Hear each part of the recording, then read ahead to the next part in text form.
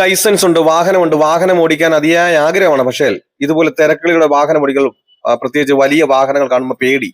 Left സൈഡിൽ വാഹനങ്ങൾ കിടക്കുന്ന സമയത്തും ഇതുപോലെ വാഹനം ഓടിക്കാൻ പേടിയാണ്, അതിയായ ആഗ്രഹമാണ്. അങ്ങനെയുള്ളവർ എന്നെ കോൺടാക്ട് ചെയ്താൽ നിങ്ങൾ കേരളത്തിന്റെ ഏത് ജില്ലയിലായിരുന്നാലും നിങ്ങളുടെ സ്വന്തം വാഹനത്തിൽ വന്ന് ഞാൻ പ്രാക്ടീസ് നൽകുന്നുണ്ട്.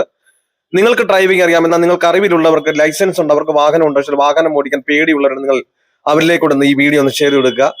ഞാൻ ഉറപ്പ് തരുന്നു, ഗ്യാരണ്ടി തരുന്നു, നിങ്ങൾ ഈ ഒരു ക്ലാസ് അറ്റൻഡ് കഴിഞ്ഞാൽ വരുന്ന ദിവസം മുതൽ തനിയെ വാഹനം ഓടിച്ചിരിക്കും. പലരും നമ്മളെ മടിപ്പിക്കും, ഈ ഒരു പ്രായത്തിൽ പറ്റില്ല, ലൈസൻസ് എടുത്ത ശേഷം ഒന്നിരുടെ പ്രാക്ടീസിന് പോയതല്ലേ, പ്രായം കൊണ്ട് നിർത്തിക്കുമെന്ന് പറഞ്ഞു.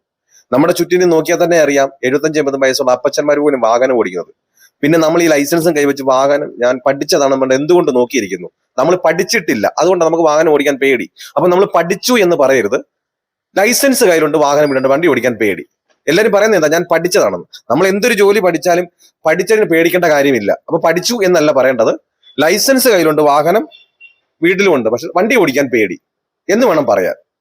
അപ്പൊ നിങ്ങൾക്ക് വാഹനം ഓടിക്കണമെന്ന് ആഗ്രഹമുണ്ടോ? എന്റെ ജില്ല ഏതാണ് കരുതണ്ട. പലർക്കും പല പല മിസ്റ്റേക്കാണ്, അതുകൊണ്ടാണ് വാഹനം ഓടിക്കുന്നത്. ഒരാളുടെ മിസ്റ്റേക്ക് അല്ല മറ്റൊരാൾക്ക്. അതുകൊണ്ട് ഞാൻ ആ ട്രിക്കും ടിപ്സും വീഡിയോയുടെ പറയാതെ നിങ്ങൾക്ക് ആ ട്രിക്കിൻ പ്രകാരം ഞാൻ പറഞ്ഞു തന്നാൽ നിങ്ങൾ അതുപോലെ ചെയ്തു കഴിഞ്ഞാൽ നിങ്ങൾ അത് ചെയ്തിട്ട് ഒത്തില്ലെങ്കിൽ പിന്നെ നിങ്ങൾ എന്നെ കുറ്റപ്പെടുത്തുക. അതുകൊണ്ടാണ് ഞാൻ ആ ട്രിക്കും ടിപ്സും വീഡിയോയുടെ പറയാത്തത്. അപ്പൊ നിങ്ങൾക്ക് വാഹനം ഓടിക്കണമെന്ന് ആഗ്രഹമുണ്ട്, എന്റെ ജില്ല ഏതാണ് കരുതണ്ട. നിങ്ങളുടെ സ്വന്തം വാഹനത്തിൽ ഞാൻ പ്രാക്ടീസ് നടക്കുന്നു. നിങ്ങൾക്ക് ആഗ്രഹമുണ്ടെങ്കിൽ എന്നെ കോൺടാക്ട് ചെയ്യാം.